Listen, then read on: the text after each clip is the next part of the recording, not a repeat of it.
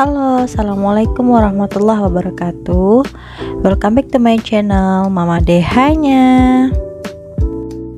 Hai momis, apa kabar nih semuanya? Semoga dalam keadaan sehat selalu ya moms, dan selalu diberikan rezeki yang cukup buat kita semua, yang pastinya berkah ya, insya Allah, amin. Kali ini aku mau share ke momis semua soal menabung untuk keperluan kita di bulan Idul Fitri, baik itu untuk gajian bulanan, terus nanti aku juga bikin simulasi juga untuk momis yang gajiannya itu mingguan, bahkan gajian harian. Nanti aku akan bikin simulasinya supaya nanti mungkin momis bisa aplikasikan kalau misalkan video ini bermanfaat ya buat momis.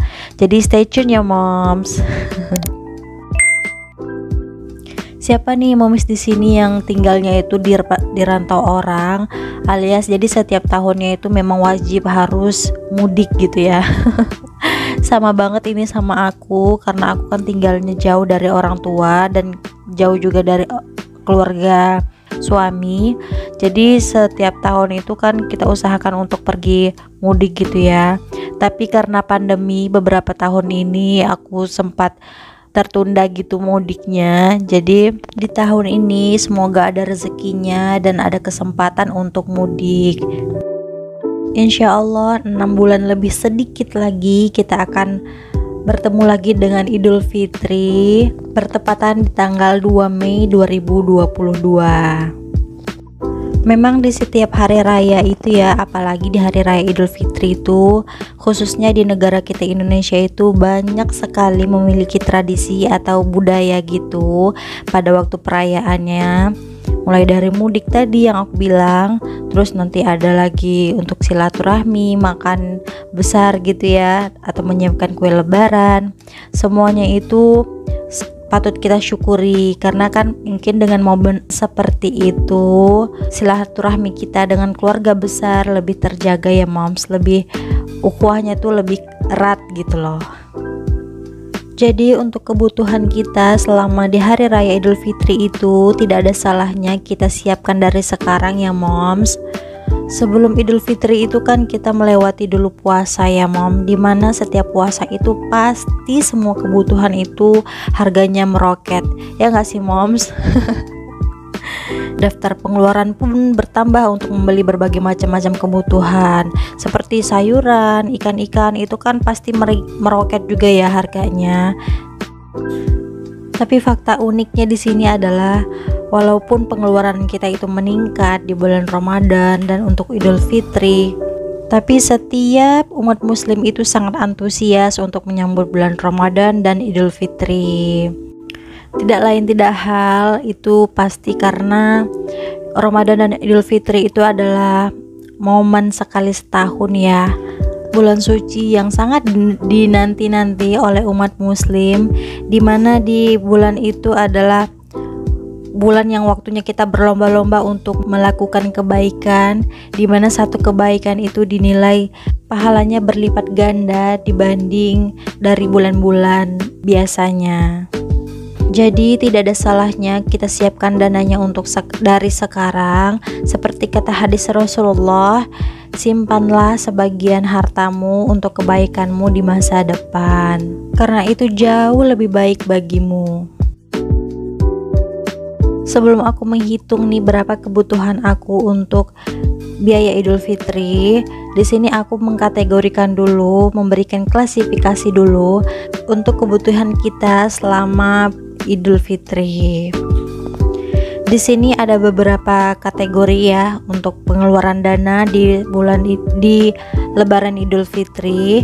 Yang pertama pasti kita harus membayar zakat ya moms. Terus untuk perantau nih seperti aku juga pasti butuh biaya untuk mudik gitu. Di sini aku bikin aja ongkos mudik. Yang ketiga, kita juga mempersiapkan untuk dana THR buat keponakan atau saudara-saudara kita yang masih kecil gitu ya moms. Selain itu mungkin juga ada ya THR untuk orang tuanya. Terus biasanya kalau lebaran itu pasti punya baju lebaran juga. Terus ada juga dana untuk masak-masak di hari lebaran untuk seperti bikin rendang, ketupat dan lain-lain. Setelah itu kita juga ada biaya untuk beli atau bikin sendiri juga bisa ya, kue lebaran. Dan yang terakhir, kita juga bisa menyiapkan dana cadangan atau dana darurat untuk bila mana ada kebutuhan urgent atau kebutuhan yang tidak ada di dalam budget. Jadi kita bisa pakai dana darurat atau dana cadangan. Nah, itu tadi macam-macam kebutuhan dana untuk lebaran Idul Fitri. Tapi untuk kebutuhan danaku sendiri itu tidak semua ya moms. Aku mungkin kebutuhannya untuk Idul Fitri itu berupa bayar zakat, ongkos mudik, THR keponakan, orang tua. Untuk baju lebaran sendiri itu aku tidak begitu mewajibkan karena anak-anak juga belum tahu ya itu baju lebaran itu harus baru begitu. Terus terakhir untuk dana cadangan juga jangan lupa. Nah, di sini aku tuliskan kebutuhan danaku ini 3 juta rupiah. Sebenarnya kalau dihitung dengan ongkos mudik 3 juta ini tidak begitu mencukupi ya buat aku. Tapi aku harus sadar diri lagi kalau misalkan aku bikin targetnya tinggi, sedangkan kebutuhan bulanan aku juga harus terpenuhi dulu ya sebelum untuk dana Idul Fitri ini. Dikhawatirkan nanti untuk cash flow bulanan kita itu jangan sampai berhutang gitu untuk memenuhi kebutuhan. Jadi diusahakan balance aja untuk kebutuhan sehari-hari dan tabungannya sesuai kemampuan aja. Karena pendapatan Pak Su itu bulanan, jadi aku hitung durasi menabungnya itu mulai di akhir November gajian nanti sampai di akhir bulan April 2022. Ini aku hitung di luar THR ya moms. Jadi durasi menabungnya dari gajian November sampai akhir April itu terhitung sebanyak 6 kali gajian. Artinya aku punya kesempatan untuk menabung dengan goalsnya itu 3 juta, aku bisa menabung 6 kali. Dan setiap kali menabung itu nominalnya 500.000 rupiah. Nah, ini contoh sederhana bagaimana aku cara perhitungan untuk gajian bulanan. Nah, ini aku akan kasih simulasi ya buat gajian mingguan dan harian, bagaimana sih cara menabungnya supaya nanti tidak begitu terberat gitu ya, tidak begitu berat kalau pada saat Idul Fitri mengeluarkan uang.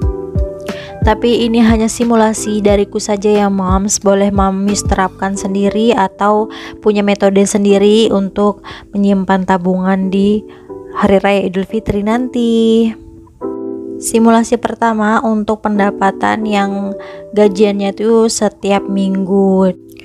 Sebelum tahu nih budgetnya itu berapa, momis pastikan dulu kebutuhan kita untuk di bulan Idul Fitri itu apa saja, seperti misalkan buat masak-masak hari lebaran, untuk bayar zakat, untuk beli baju lebaran buat anak-anak, atau untuk apa saja dipastikan dulu.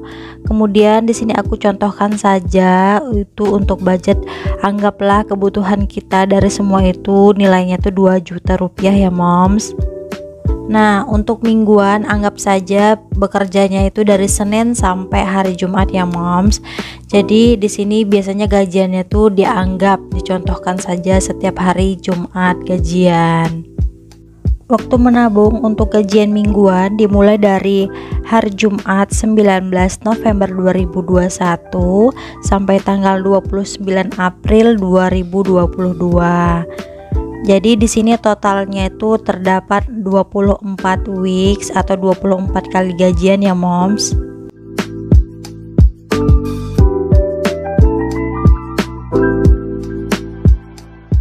Setelah itu kalau misalkan budget kita 2 juta, pada saat gajian setiap minggu itu kita bisa bagi ya, dari budget kita 2 juta dibagi 24 weeks, 24 kali gaji maksudnya. Itu jadi setiap minggu itu masing-masing kita bisa menabung nominalnya itu 84.000 rupiah. Terus untuk gajian harian ini tadi videonya agak kepotong sedikit, aku jelaskan saja. Dimana gajian harian itu pastikan pendapatannya itu harian ya.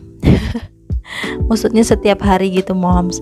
Nah ini aku samakan saja, budgetnya itu 2 juta rupiah kebutuhannya, dimana durasi menabungnya itu bisa dimulai dari hari ini, hari Selasa 16 November 2021 sampai tanggal 29 April 2022, sehingga kita bisa menabung sebanyak 119 hari. Di sini aku kasih notes, ini gajian untuk pendapatan harian ini tidak termasuk weekend, Sabtu Minggu itu tidak terhitung ya moms. Tapi nanti disesuaikan saja sesuai waktu bekerja moms masing-masing, apakah weekend termasuk atau enggak. Nah ini setelah aku bagi dari 2 juta dibagi 119 hari, ini dapatnya 17.000 per hari untuk pendapatan harian. Kira-kira kurang lebih begini ya mom, simulasi untuk cara menabung tabungan hari raya Idul Fitri versi aku. Memang sih kalau kita hitung dari sejak bulan sekarang itu kayaknya agak rada berat sih ya moms, karena kan kalau tabungannya itu kita baru mulai dari sekarang, itu memang agak kerasa berat karena nominalnya pasti lebih tinggi dibanding kita yang sudah menabung dari jauh-jauh hari sebelumnya. Tapi lagi-lagi aku harus bilang, tidak apa-apa, kita baru mulai sekarang juga tidak apa-apa. Gak apa-apa kalau kita tuh baru mulai sekarang untuk menabung tabungan hari raya Idul Fitri, daripada kita nanti tidak ada tabungan sama sekali, terus di akhir hanya mengandalkan THR yang belum tentu nominalnya kita dapatkan berapa. Jadi ini kan bisa jadi batu loncatan kita ya, kalau misalkan agak berat kita untuk tabungannya. Dari sekarang juga kita mulai cari penghasilan sampingan untuk memenuhi kebutuhan kita di hari raya nanti. Jadi semakin semangat gitu untuk mencari tambahan, supaya nanti di Idul Fitri itu tidak ada drama hutang ya, nauzubillah gitu. Seharusnya senang-senang di Idul Fitri malah pusing kepala untuk mikirin hutang. Oke, ini gambar ketupatku sudah jadi.